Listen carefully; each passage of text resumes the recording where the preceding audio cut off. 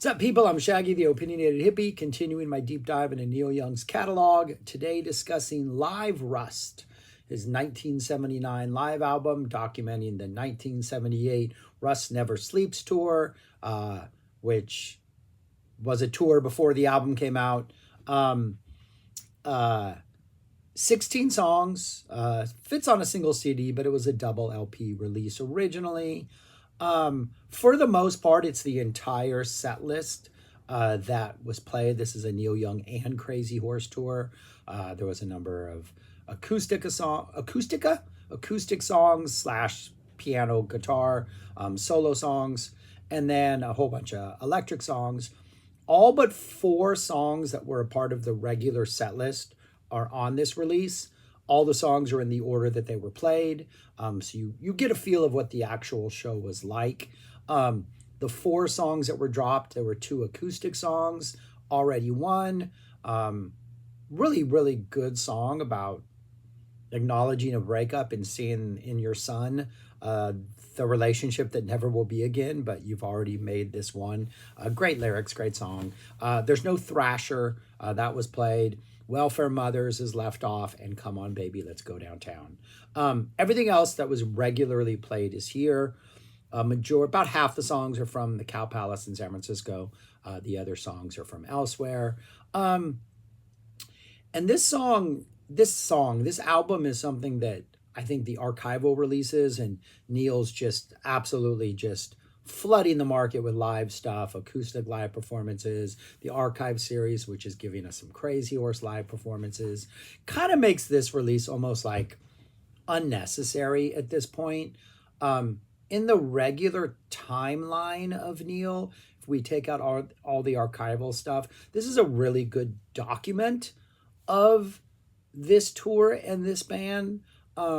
The song selection has sort of a greatest hits feel about it, a chronological greatest hits feel about it. Starts off with Sugar Mountain and I Am a Child are the first 2 songs. Kind of feels like this like intro into what Neil is as an artist, and then we go through, not necessarily through the years. The next song is Comes a Time, so then we jump.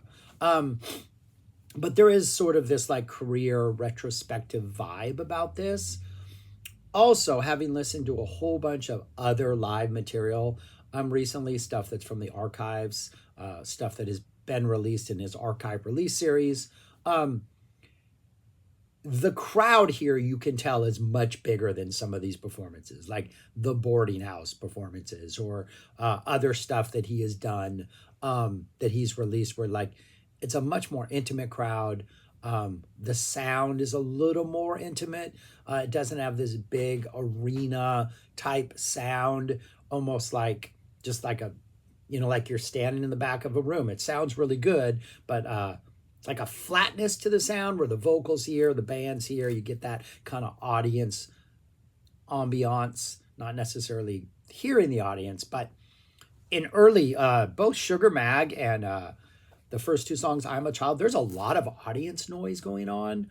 I don't know if like the road eyes were moving stuff around during this or things were happening on stage, but there's a lot of just like mid-song audience noise that's a little bit distracting, that's a little bit weird. But there is something about this release that just, even before the archival stuff, didn't really hit for me. Performances are fantastic. Some couple good song selections that I'm like, okay, I'm glad that was included. Obviously it was a part of the set list, but I'm glad he played that on tour. The performances are fantastic. But it feels almost reined in. It feels like an official studio live album. Let's make sure we check these boxes. And like the moment, like a Hurricane appears towards the end of the disc.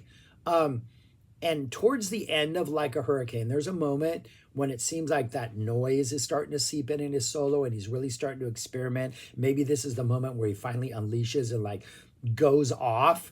And it is at that point that they start to wrap up the song and the song shortly ends. And it's just like, there's a sense of like restraint, or just like Neil's still dropping these great solos. The band sounds fantastic. The set list you can't complain about. Like we have a Powderfinger, we have a Cortez, we have a Hurricane, we We have a sedan delivery. We got these really great songs. But there seems to be, not that they're going through the motions, not that it's uninspired, but there seems to be something, just some sort of fire that's lacking. And I don't know what it is. But it's not a bad release. It's just, if I'm going to go listen to live Neil at this point, I think I'm going to seek out some of the archival stuff, or just different live Crazy Horse performances, especially if I'm going acoustic. I think there's like the boarding house stuff. There's just some better acoustic stuff out there. But this is what we get. Sugar Mountain opens up. I've never been the biggest Sugar Mountain fan, so not the strongest opener for me. I'm a Child follows. Then we get Comes the Time. Good choice. Glad he was playing this. Great song, great melody. That the live acoustic, the sound on this, it sounds good, but there is that performing in front of a huge like auditorium instead of an intimate crowd, that you can feel that, I think, in Comes a Time. We get an After the Gold Rush, and then we get My Hey Hey Out of the Blue, the acoustic version of that. Then we switch over to a couple electric songs, When You Dance, I Can Really Love, and The Loner. Loner has some really nice guitar solo energy towards the end. I like hearing these two songs. Good choice. We get A Needle in the Damage Done, a Lot of Love. Nice that they're playing that. And then A Sedan Delivery. That's like the first half of the show, through like the first album, A and B. First side B closes out with Sedan Delivery, so the middle of the CD essentially. All good performances, like no complaints. They're bringing what they need to bring. There's just, I don't know, something's lacking. And then we have a Powderfinger, which is really good. Cortez the Killer. His playing early in Cortez is pretty aggressive, gets some nice noises out of it, squeezes out some nice notes. But then he kind of undermines the whole thing by throwing in that little reggae stuff at the end, where he's got like dropping a little fake reggae accent. I don't like it, don't need it. Almost sounds like Ween doing reggae, like, hey man, I'm like saying man a lot.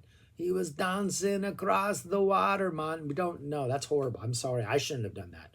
Neil shouldn't have done that. It's not needed. Don't need to end the song this way. Then we get a Cinnamon Girl, I Like a Hurricane, which right when it feels like it's going to break loose and destroy something, they kind of close the shop. A Hey Hey My. And then the whole thing closes out with what I think is the most interesting probably track on here, Tonight's the Night. It's just such a weird, non-traditional song. It's such an interesting composition, and the way they kind of play with it, and the middle part they play that little kind of riff that runs through it, and they kind of bring it down. They don't really bring it down way low, but they kind of focus on this, simply playing that little riff for a while, and then they kind of go crazy, burst of energy throughout. The Tonight's the Night is interesting. Interesting song to close with, because it's not your straight just let Neil shred and like settle into this groove. It's a little more like messing with people's minds and playing with tempos and doing different things. But yeah, Tonight's the Night is the closer. I think it's probably the most interesting thing on here. Yeah, it's a weird release. I think it's just overshadowed now by so many other archival releases that just, even like when we get to Weld and like 10 years down the line from here, that Like a Hurricane is an absolute monster. And things like that, where we have other versions of these songs elsewhere. If you're not a hardcore Neil fan and you're not going to deep dive into his catalog, I think this is a good release. You have some cross the spectrum stuff as early as Sugar Mountain, as recent as stuff from Rust Never Sleeps. You got a Comes the Time track, some couple Comes the Times tracks on here. You got some decent stuff on here. But I think there are better versions of a lot of this stuff out there. And I do think that ultimately, like, not all the tracks are from the Cow Palace. So you have a couple Cow Palace tracks, and you got a track from Boston, then one from Chicago, then one from St. Paul. I think like losing the continuity of the crowd vibe and just the vibe of the night. I think if maybe because this set list is essentially the same as the Cow Palace set list. I'm almost like, you should have just had the entire Cow Palace show there. Let's just give us a night. I think that just always makes for a more interesting listen. Or give us any other show, like just pick a show and just do that entire show, since you're not really, since like you have the Cortez from St. Paul, but Cortez was played at every show. So why not just give us a complete show? I don't think any of the performances on here are like, wow, that was mind blowing. I know why they picked that one. So it's interesting that he did, you know, pick and choose from different places, though I haven't heard all the other shows. So maybe these are the best performances, but I don't know. I've always thought this was a solid but underwhelming release, in that it should have had more of an impact. Maybe it's the tour. Maybe it's just there was something about this tour. Neil was like touring what feel like much bigger venues. He was having this weird, I don't know. I don't know what it is, but there's something about this that lacks for me something. But yeah, it is a good release though. It's just as far as Neil goes and having so many other options, it's not one I can say I reach for often. When I listen to it, I enjoy it, but something is just lacking for me in my ears. All right, that's all I got about this Live Rust. Yeah, and then after this, the last of the official 70s releases, and then we're into the 80s. Yeah, that weird, crazy decade. All right, that's all I got. Thanks for watching. Subscribe, like, share, comment. Let me know your thoughts on this album, things I'm missing, just what it is that will help me get this. But yeah, that's it. Otherwise, go listen to it. It's a good listen. It's definitely not bad in any way, shape, or form. But yeah, all right. Thanks. Peace. Talk to you later.